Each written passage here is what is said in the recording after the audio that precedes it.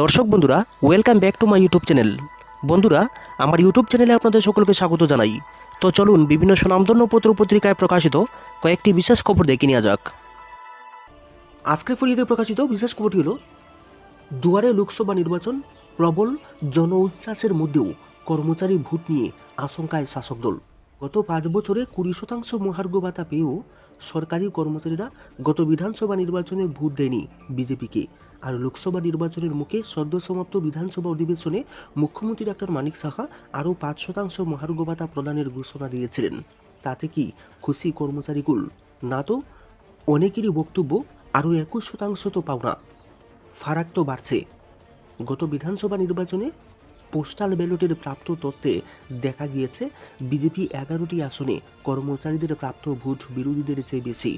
আবার বামগ্রেস ও মথার প্রাপ্ত ভোট যোগ করলে দেখা যাবে বিজেপির প্রাপ্ত ভোট থেকে বেশি। সেই হিসেবে কর্মচারীরা গত বিধানসভা নির্বাচনে বিজেপি প্রার্থীদের ভোট দেননি। অথচ ভোটের কয়েক মাস আগে মুখ্যমন্ত্রী ডক্টর মানিক সাহার কারণে কর্মচারীদের 12% মহার্ঘ ভাতা প্রদান করা হয়েছিল। 5 বছরে 3 কিস্তিতে মোট 20% মহার্ঘ ভাতা পেয়েও বিজেপিকে ভোট দেননি তারা। 2018 সালে নতুন সরকার গঠনের পর কর্মচারীদের 7ম বেতন কমিশন প্রদান করা হয়েছিল।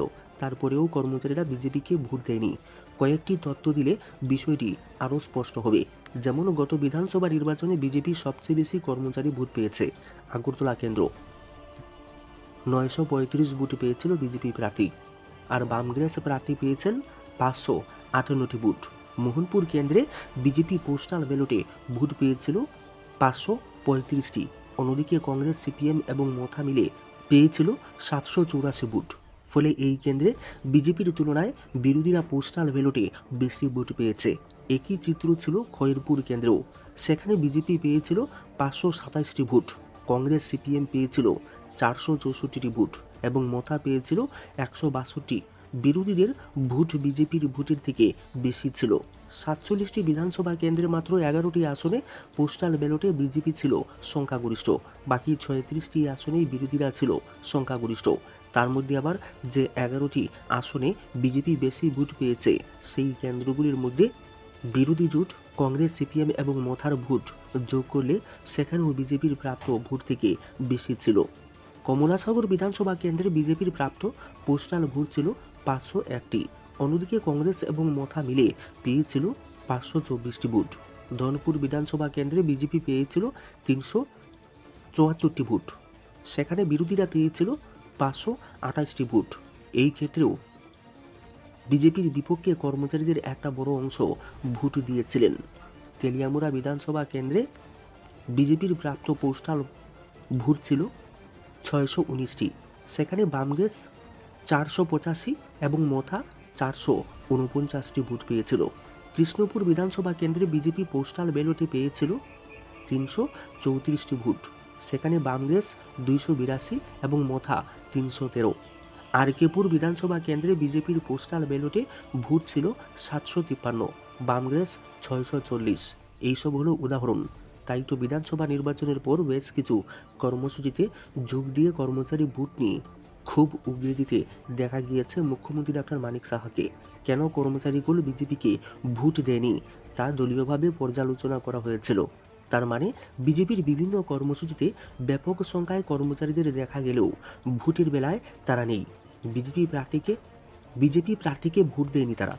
এবারও ভোটের আগে 5% মহার্ঘ ভাতা প্রদান করেও স্বস্তিতে নেই শাসক শিবির। কেন বিজেপি বিমুখ ছিল কর্মচারীরা? বিজেপি নেতারা গত বিধানসভা নির্বাচনে আশা প্রকাশ করেছিলেন কর্মচারী ভোট তাদের পক্ষে যাবে, কিন্তু কার্যত কর্মচারী ভোট বিজেপির বিপক্ষে গিয়েছে।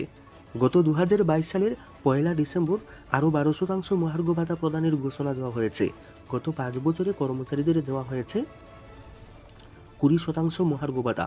দ্বিতীয় বিজেপি সরকার প্রতিষ্ঠার পর এটাই প্রথম কর্মচারীদের জন্য 5% ডিএ ঘোষণা করা হয়। 2018 সালে মাঝামাঝি সময়কালে কর্মচারীদের 7ম বেতন কমিশন প্রদান নিয়ে অসমের প্রাক্তন মুখ্য সচিব পিপি ভার্মার নেতৃত্বে কমিটি গঠন করা হয়েছিল। কোথায় এখন ভার্মা কমিটি? ভার্মা কমিটির রিপোর্ট আজও প্রকাশ করা হয়নি। কোথায় গেল ভার্মা কমিটির রিপোর্ট? রাজ্য সরকারের কাছে কি ভার্মা কমিটি রিপোর্ট জমা দিয়েছে? যদি জমা দিয়ে থাকে তাহলে সেই রিপোর্ট কোথায় গিয়েছে? গত বছরের মে মাসে মুখ্যমন্ত্রী হিসেবে দায়িত্ব নেবার পর ভার্মা কমিটির রিপোর্ট নিয়ে খোঁজখবর করেছিলেন ডক্টর মানিক সাহা। তারপর সব চুপচাপ। গত বিধানসভা নির্বাচনের প্রাকলগ্নে কর্মচারী ভোট পেতে রাজ্য সরকার কর্মচারীদের যখন 12% মহার্ঘ ভাতা প্রদানের ঘোষণা দেওয়া হয়েছিল, তখন এই প্রশ্নটি ফের উঠে আসে কর্মচারীদের তরফে।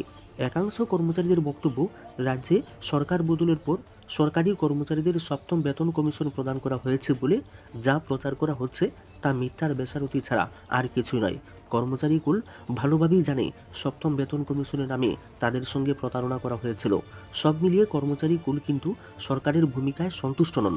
তবে এবার তারা কাকে ভোট দেয় সেটাই দেখার। ইন্ডিয়া জোটের সমর্থন থাকলেও রামনগর এবং পশ্চিম আসনের মনোনয়নের মিছিলে গরহাজির মানিক। নির্বাচনে নির্ঘণ্ট ঘোষণা হওয়ার আগে থেকেই শাসক দল বিজেপির পশ্চিম আসনের মনোনীত প্রার্থী বিপ্লব কুমার দেব তার নির্বাচনী কেন্দ্রে যখন ঝড়ো প্রচার শুরু করেছিলেন, তখন কিন্তু ইন্ডিয়া জোটের পশ্চিম আসনের কংগ্রেস প্রার্থী আশিস সাহার প্রচারে তেমন একটা তেজি ভাব দেখা যায়নি। লক্ষণীয় বিষয় হলো, যেদিন রামনগর বিধানসভা কেন্দ্রের উপনির্বাচনের মনোনয়নপত্র জমা দিয়েছিলেন ইন্ডিয়া জোটের সিপিআইএম প্রার্থী রতন দাস, তখন থেকেই যেন ইন্ডিয়া জোট প্রচারের তেজি ভাব আনতে শুরু করে দিয়েছে। রতন দাসের মনোনয়ন দাখিলের সময় কংগ্রেসের লোকসভা পশ্চিম আসনের প্রার্থী আশিস কুমার সাহু মিছিলে হেঁটেছিলেন। তেমনইভাবে প্রচুর সংখ্যক কংগ্রেস কর্মী সমর্থকও রতন দাসের সাথে রাজপথ কাঁপিয়ে মিছিলে পা মিলিয়েছিলেন। এরপর পশ্চিম আসনের মনোনয়ন দাখিলের সময় অনুরূপভাবে আশিস কুমার সাহার সাথেও রতন দাস যেমন মিছিলে হেঁটেছিলেন, তেমনইভাবে প্রচুর সংখ্যক বামফ্রন্টের কর্মী সমর্থকরাও কিন্তু আশিস সাহার সাথে রাজপথ কাঁপিয়ে মিছিলে পা মিলিয়েছিলেন।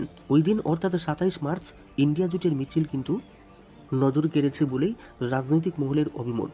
তবে লক্ষণীয় বিষয় হলো, ইন্ডিয়া জোটের কর্মী সমর্থকেরা যখন লোকসভা পশ্চিম আসন এবং রামনগর বিধানসভার উপনির্বাচনে নিজেদেরকে উজাড় করে দিতে শুরু করেছেন, আচমকা রাজ্যের প্রাক্তন মুখ্যমন্ত্রী মানিক সরকারের অনুপস্থিতি কিন্তু নজর এড়ায়নি রাজনৈতিক বুদ্ধাদের। যেখানে উপনির্বাচনে নিজের দলের প্রার্থী রতন দাস প্রতিদ্বন্দ্বিতা করছেন, সেখানে মনোনয়ন দাখিলকে কেন্দ্র করে আয়োজিত মিছিলে মানিক সরকারের অনুপস্থিতি অনেকটাই বেমানান ঠেকেছে বলেই মনে করছেন রাজনৈতিক মহল। শুধু তাই নয়, লোকসভার পশ্চিম আসনের কংগ্রেস প্রার্থী আশিস কুমার সাহার মনোনয়নকে কেন্দ্র করে আয়োজিত মিছিলেও কিন্তু দেখা যায়নি রাজ্যের প্রাক্তন মুখ্যমন্ত্রী মানিক সরকারকে।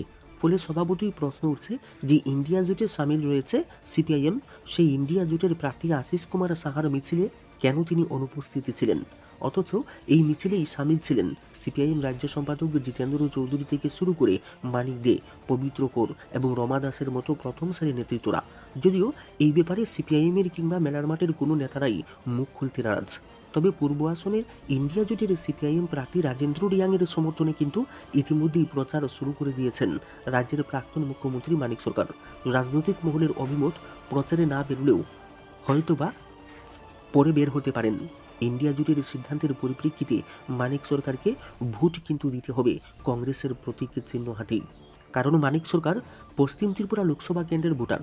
এক্ষেত্রে হাত চিহ্নে ভোট দেওয়া ছাড়া আর কোনো উপায় কিন্তু থাকবে না তার সামনে।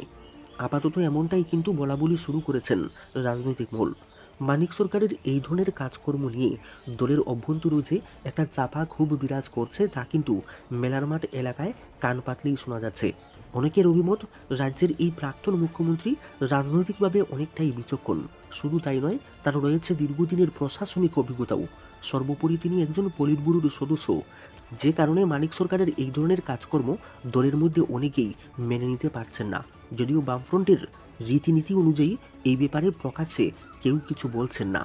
যাই হোক, এখন দেখার সময় যেহেতু রয়েছে, তাই আগামী দিন ইন্ডিয়া জোটের পশ্চিম আসনের প্রার্থী আশিস সাহার সমর্থনে তিনি নিজেকে কতটা উজাড় করে দেন। পশ্চিমে বহুমুখী লড়াই স্পষ্ট। ভোট ভাগাভাগিতে পাল্লা ঝুঁকছে কোন দিকে? গুঞ্জন। বহুমুখী লড়াই পশ্চিম ত্রিপুরা আসনে। বিজেপি, কংগ্রেস ছাড়াও আরও 7 জন ভোটের লড়াইয়ে রয়েছেন। সিপিআইএম সহ 7টি দল এই আসনে কংগ্রেস প্রার্থী আশিস কুমার সাহাকে সমর্থন করেছেন। সেই দিক থেকে 8টি দলের মহাজোট বা ইন্ডিয়া জোট ত্রিপুরার পশ্চিম ত্রিপুরা আসনে প্রার্থী আশিস কুমার সাহার হয়ে প্রচারে সামিল। বিজেপি প্রার্থী বিপ্লব কুমার দেবকে অবশ্যই সমর্থন করেছে মোথা আইপিএফটিও। একদিকে কংগ্রেস, অন্যদিকে বিজেপি প্রার্থী প্রধান লড়াইয়ের মুখ হলেও বাকি 7 প্রার্থীর সঙ্গে আছে নটাও। 2019 সালের তথ্য অনুসারে নটার বুট রাজনৈতিক মহলেরও নজর কেড়েছে। এবার নির্দলীয় প্রার্থীরাও আশাবাদী